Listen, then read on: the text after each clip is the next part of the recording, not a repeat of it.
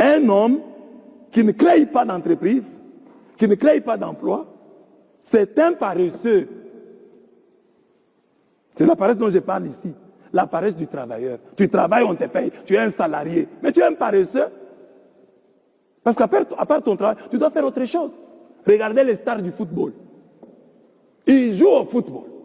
Là, ils reçoivent un salaire. Mais ils ont investi, hein, par-ci, par-là. Ils ont investi par-ci, par-là. Et c'est fait qu'ils ont beaucoup d'argent. Pas le salaire. À part le salaire, tu n'as rien d'autre. Tu attends seulement la fin du mois. Et toi, la femme du salarié aussi, tu attends la fin du mois. Et là, vous êtes trouvés dans une même maison, deux paresseux, attendant la fin du mois. Et je le dis souvent, il y a des gens, ils travaillent et il est licencié. Le jour après, il devient pauvre. Il n'a plus rien. Parce qu'il n'a pas épargné. Parce qu'il n'a pas investi. Lui, il attendait toujours le salaire. Il y a des choses que tu peux faire. Des jeunes qui ont fait l'université. Tu as fait l'université, la faculté où tu as étudié, tu as retenu comme assistant. Maintenant, tu es un chef de travaux. C'est déjà bien, tu as un travail. Tu as un poste. Mais maintenant, la paresse peut t'attaquer là-bas. Tu es seulement chef de travaux, assistant. Sans article, tu ne publies rien, tu ne fais plus de recherches. Toi, tu es toujours là, assistant du tel professeur. Mais tu ne publies rien. Or, on te dit qu'en publiant, tu vas te faire un nom. En intervenant. À la radio. À la télévision. On va te connaître. Le savoir-faire doit être accompagné du faire savoir.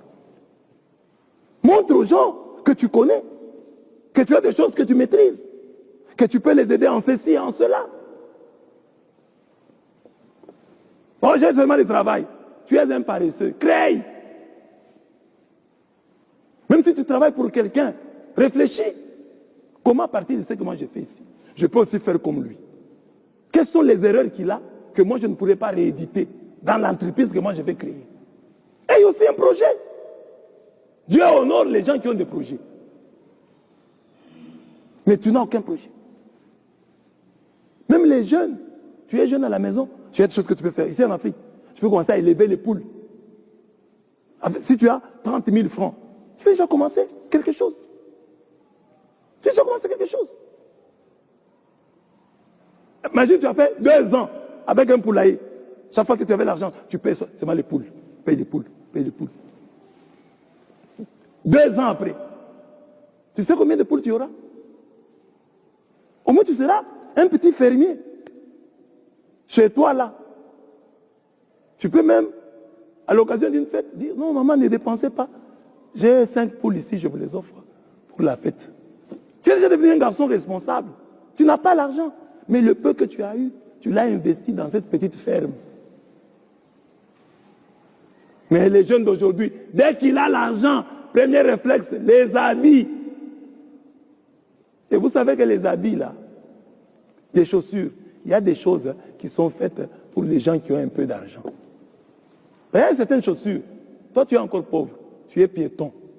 Tu vas payer des chaussures de 300 $. Et chaque jour, tu fais les piétons. Mais ces chaussures vont s'abîmer. Toi, paye les ketchs. Des gros ketchs, là. Comme tu es piéton, fais des gros ketchs, là. Si tu montes avec, tu descends avec, il n'y a pas de problème. Tu n'es pas véhiculé. Mais tu vas payer des chaussures qui coûtent cher. Et chaque fois, sur ton avenue, là, c'est plein de cailloux. Et tu vas venir les chaussures. Toi, fille, là, dans ton quartier, là, c'est plein de cailloux sur la rue. Là. Tu payes les talons sous les cailloux. Mais tu vas les abîmer. Paye d'abord pantoufles perpètes, comme on dit là. Porte d'abord ça. Un jour viendra. Nous ne sommes pas créatifs. Quelqu'un termine la formation que nous recevons de nos universités. Tu termines les études. Tu commences à chercher du travail.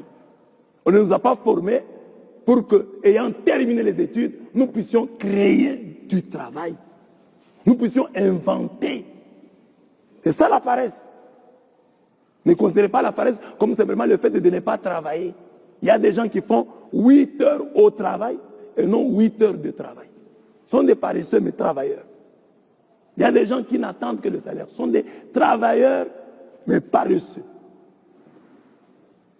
Dieu nous dit de fuir la paresse. Nous voulons que la faim, le pain se multiplie. Travaillons.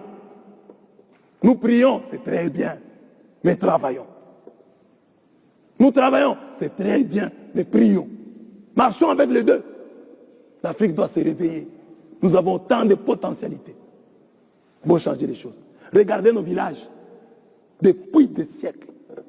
Les maisons sont toujours construites de la même manière.